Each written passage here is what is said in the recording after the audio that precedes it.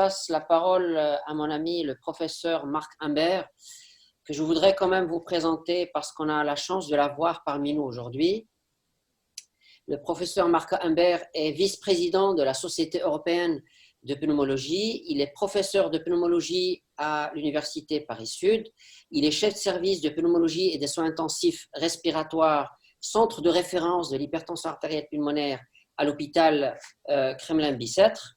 Il est directeur d'une unité de recherche INSERM à l'Université Paris-Sud. Il dirige le département Thorax Innovation.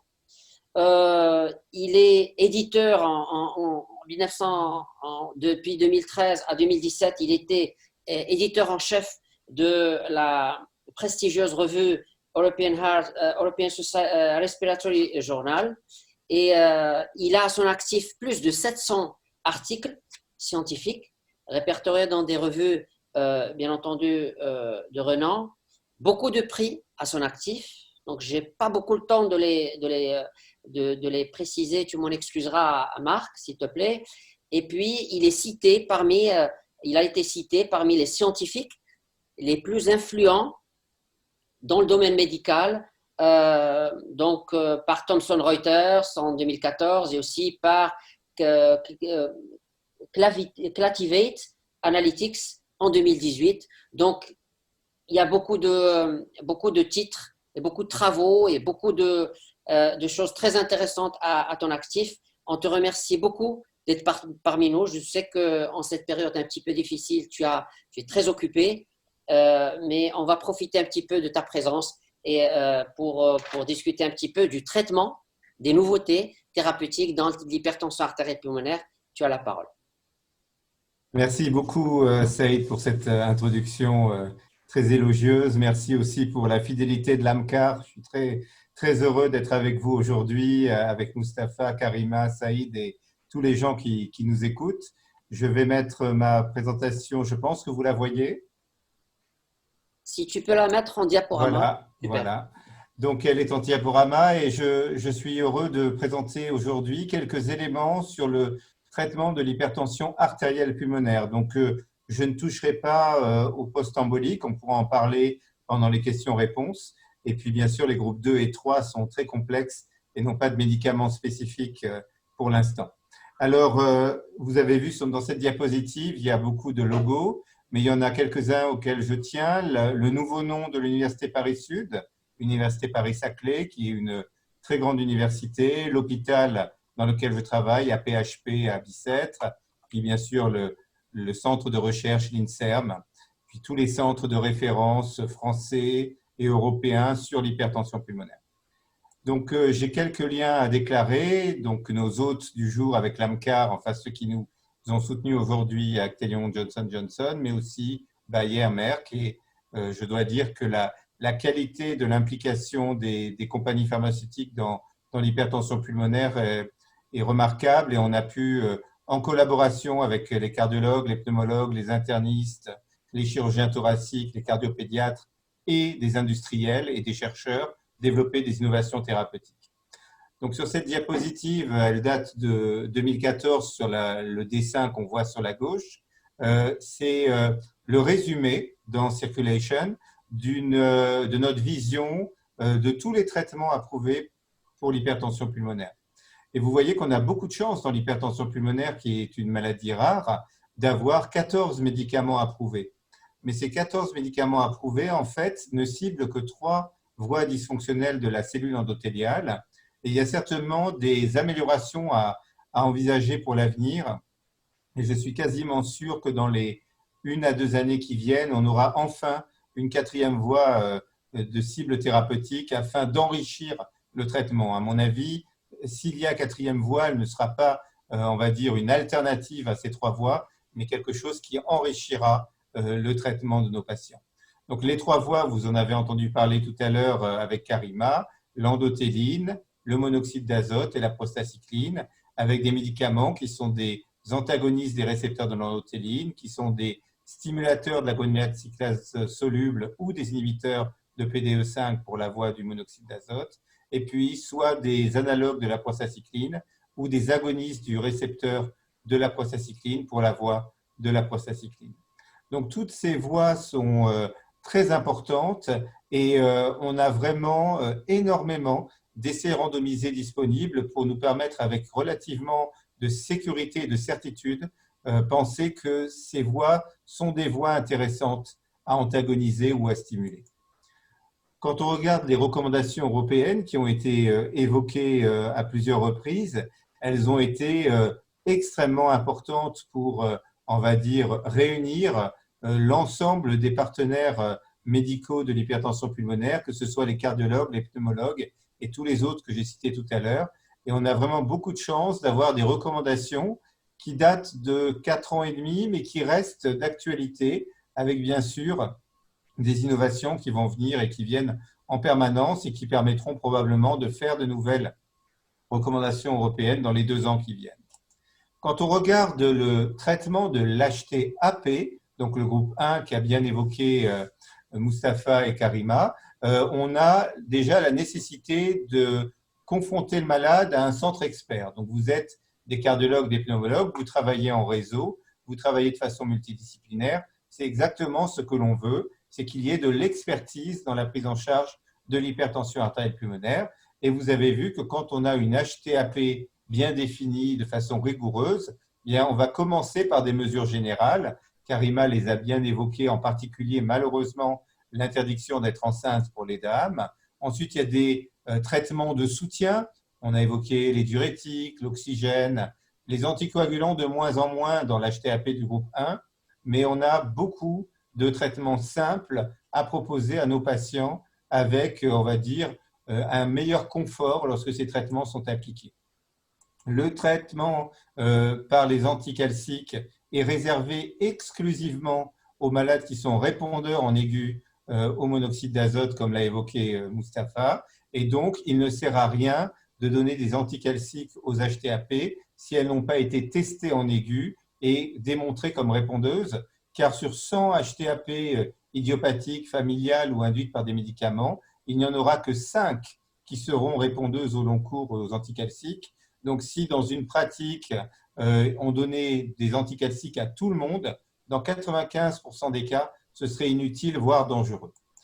Ensuite, bien sûr, le problème, c'est que les malades ne sont pas vasoréactifs et on va estimer le risque. Et ça, on l'a très, très bien vu dans la présentation précédente avec les zones vertes, orange et rouge. Et quand on est dans une zone de haut risque, il va falloir évoquer le traitement le plus interventionnel possible en fonction des disponibilités des traitements dans les pays concernés. En France, actuellement, un jeune qui a une forme de sévérité élevée sera traité très probablement par une trithérapie avec une prostaglandine intraveineuse. Dans des pays où ces traitements sont d'accès très difficile et techniquement difficiles à utiliser, ce sera au moins une bithérapie orale. Quand on regarde les recommandations de 2015, vous voyez que pour le haut risque, on proposait une combinaison initiale avec une prostacycline. Pour les risques faibles à intermédiaires, on avait l'alternative de la monothérapie initiale et la combinaison orale initiale, en sachant que dans les pays où les ressources médicales et financières sont importantes et où il y a un système de sécurité sociale, on est vraiment très enclin à proposer chez la majorité des malades, en particulier des malades sévères et jeunes, des combinaisons orales initiales avec un anti-endothéline et un inhibiteur de PDE5. Ce qui est important, c'est de répéter régulièrement le suivi des malades, tous les 4 à 6 mois et en cas d'aggravation. Et quand il y a une réponse inadéquate au traitement, on va faire séquentiellement des combinaisons de traitement et on fera, si le malade était en monothérapie, une bithérapie, trithérapie, et s'il était en bithérapie, une trithérapie, en sachant que dans nos pays, la transplantation pulmonaire, c'est une proposition importante chez les malades qui ne répondent pas au traitement maximum médicamenteux. Et dans mon centre, quand on ne répond pas à une bithérapie orale, le dossier est toujours discuté avec les chirurgiens pour voir s'il y a une solution à envisager de type transplantation chez les malades qui sont éligibles. Alors, la monothérapie, ça a été très, très longtemps notre quotidien. On a eu beaucoup d'essais randomisés avec un médicament testé une des 3 voies dysfonctionnelles. Dans ces traitements, On avait bien sûr les P2-5 inhibiteurs, les anti-endothéline et les prostaglandines. Et en général, on améliorait la capacité à l'effort par rapport au placebo d'environ 40 mètres après 3 à 6 mois. On avait des baisses de résistance vasculaire pulmonaire de l'ordre de 30%, peu ou pas de changement de la pression artérielle pulmonaire.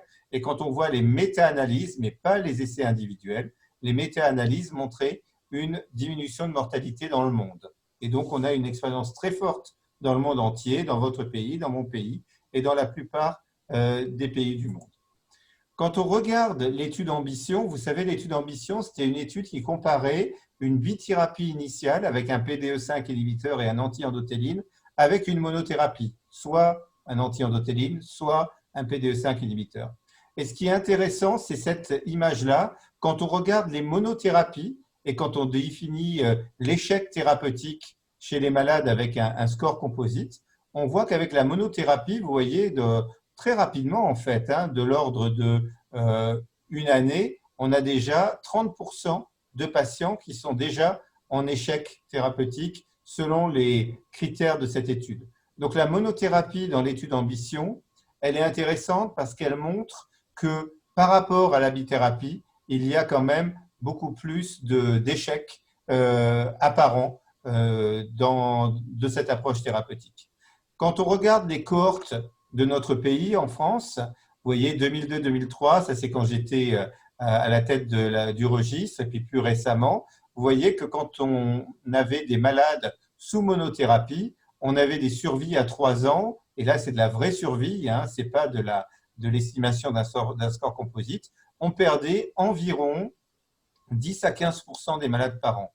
Donc chaque année, 10 à 15% des malades décédés. C'était mieux que ce qui était prévu par le registre américain à l'époque où il n'y avait pas de médicaments. Mais avec la monothérapie, on avait vraiment des résultats décevants.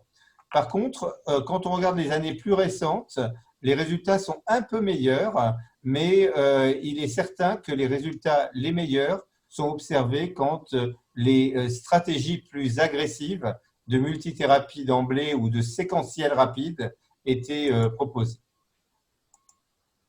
Vous voyez que, comme l'a montré Karima et Moustapha tout à l'heure, quand on prend en 2019-2020 des patients souffrant d'HTAP, il est maintenant relativement clair que la combinaison orale initiale est le traitement de choix pour les patients à faible risque ou risque intermédiaire, alors que pour les malades à haut risque, c'est une combinaison initiale avec une prostacycline.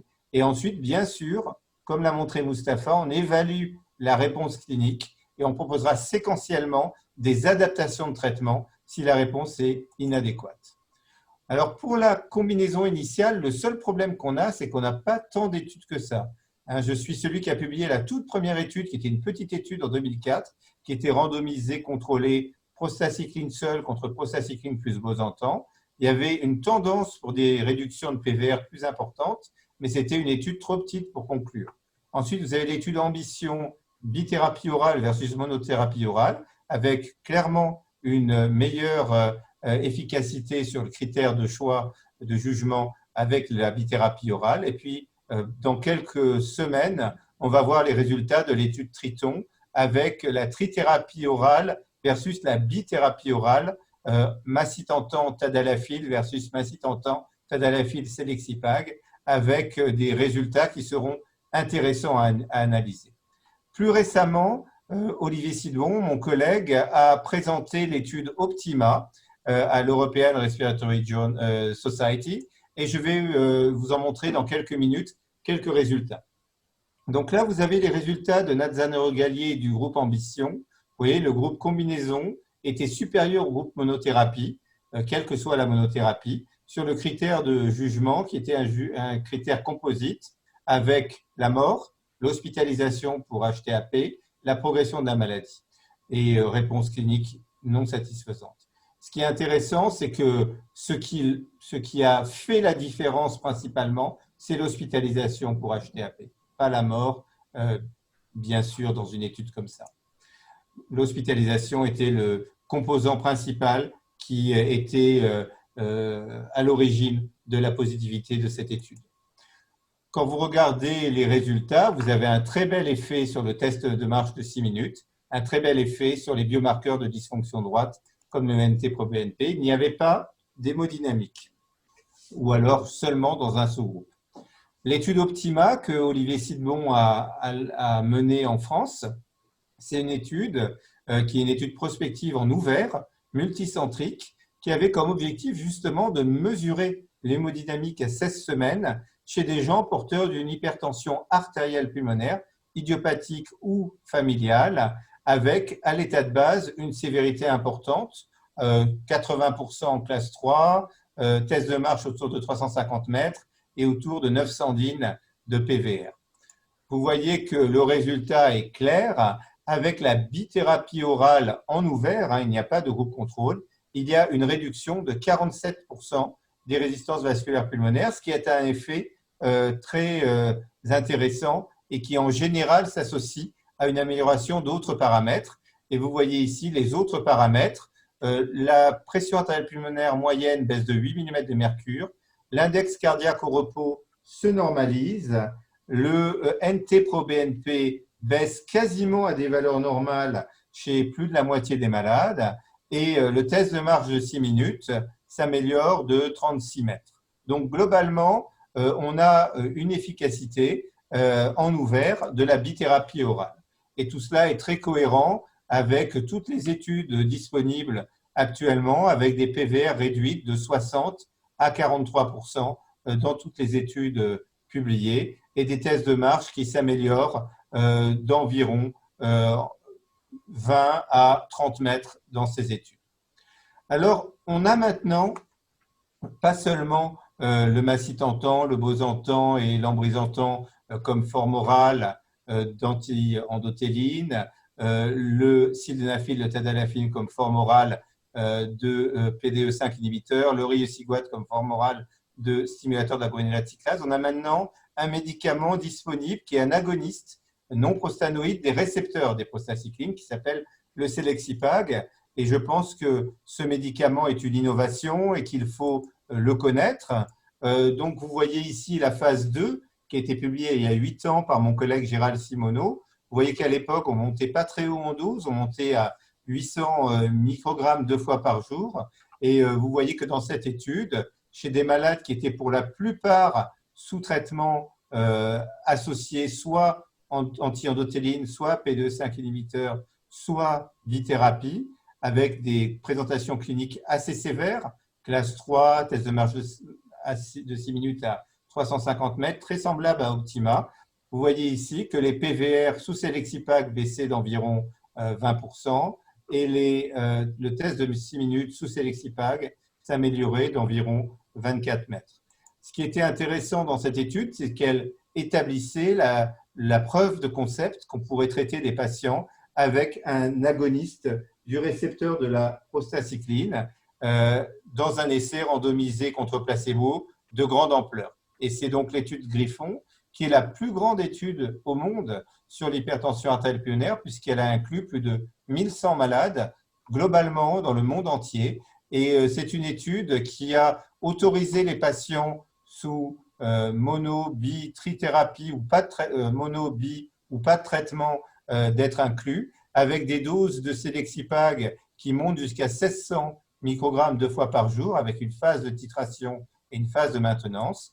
Et comme vous le voyez, il y avait, comme souvent en HTAP, un critère composite de jugement qui était un critère de morbimortalité qui est accepté par les autorités de santé. Ce qui est intéressant, c'est qu'il y avait aussi bien sûr d'autres critères de jugement secondaires, comme le test de marche de 6 minutes. Et le résultat était assez clair. Sous Selexipag, vous avez une moindre progression de la maladie par rapport au placebo. Ce qui est intéressant, c'est que ce qui orientait le résultat, c'était encore une fois l'hospitalisation et la progression de la maladie, pas la mortalité. Ce qui est intéressant aussi, c'est que ça marchait en monothérapie, en bithérapie sur le PDE5 inhibiteur ou l'anti-endothéline, ou en trithérapie sur l'anti-endothéline et le PDE5 inhibiteur. Donc, il y avait suffisamment de malades, vous voyez, il y a à peu près 200 par groupe, pour pouvoir avoir un raisonnement pour évaluer l'efficacité du Selexipag dans différents scénarios. Dans les classes 2 comme dans les classes 3, le critère était positif. Et avec les malades souffrant de maladies auto-immunes connectivites, il y avait également une amélioration du critère principal. Il y a des effets secondaires, bien sûr, avec le Selexipag. Ces effets secondaires sont des effets secondaires de type prostaglandine, avec des maux de tête, des troubles digestifs, des douleurs dans les mâchoires. Et donc, ces effets doivent être connus et justifient la titration précautionneuse du médicament et de ne pas taper trop fort. Il faut donner la dose maximale tolérée chez les patients. Donc, pour conclure, on a maintenant une prostaglandine disponible par voie orale. Ce n'est pas comme l'époprosténol, on est tous d'accord, ça n'a pas l'importance d'efficacité d'un traitement intraveineux administré par voie centrale, mais c'est une molécule qui touche une des 3 voies dysfonctionnelles et qui est d'utilisation relativement simple. On a des résultats cohérents dans tous les groupes de malades, traités ou non traités, mono ou bithérapie, avec connectivite ou sans connectivite, en classe 2 ou en classe 3. Et donc, l'étude Triton, qui va être disponible très bientôt, et qui est déjà, je pense, sur le site de l'American Thoracic Society, va nous dire si la trithérapie d'emblée avec le Selexipag, en plus du macitentan et du tadalafil, permet d'améliorer plus certains paramètres par rapport à la bithérapie orale. Donc, la conclusion générale, c'est que nous sommes chanceux d'avoir beaucoup de médicaments. Nos patients sont chanceux. De plus en plus, on fait des combinaisons doubles d'emblée et il est certain qu'en fonction des possibilités, moi, je recommande de faire des combinaisons d'emblée ou des séquentiels rapides si on n'a pas obtenu les critères de faible risque sous traitement. Voilà, je vous remercie beaucoup et j'écoute Saïd. Voilà. Merci beaucoup, Marc, Merci à vous. pour ta belle présentation. Superbe. Voilà, donc il a suscité beaucoup de questions. Donc, on a énormément de questions un petit peu dans l'audience. Et voilà, donc, sans trop tarder, on va commencer par, bon, tant que tu as le micro, Marc, donc, il y a plusieurs questions. Il y a une question qui revient beaucoup sur un pays. Est-ce que